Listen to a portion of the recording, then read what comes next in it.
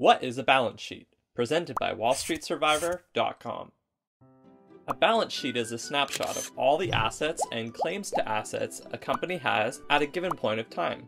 A balance sheet has three sections: assets, liabilities, and equity, which must always be in balance. Here's why. Every company has a number of resources, some owned and some borrowed. Resources that are owned are considered assets. Resources borrowed are considered liabilities. Here's Wayne. Wayne owns a chain of profitable cowboy gear stores in Texas.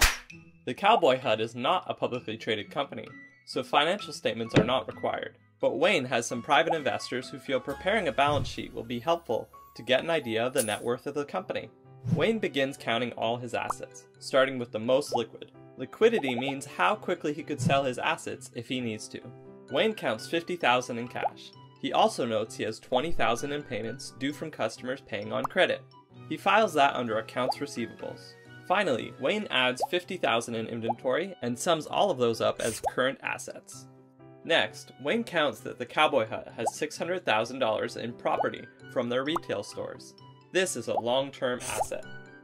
On the flip side, Wayne also begins to count up all the liabilities or claims to the company's assets. Like the assets section, he lists them in order of liquidity. First, he records all the bills he has to pay to his suppliers. These are the company's accounts payable. He also records the rest of his other current liabilities, like his line of credit. To pay for the company's retail store, Wayne took out a $300,000 loan from the bank.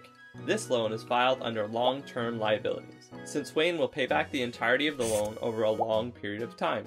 In the final section, Wayne records the Cowboy Hut shareholder equity. First, Wayne records the par value of the shares issued to the investors of the company. This is done by multiplying the number of shares issued by the share price.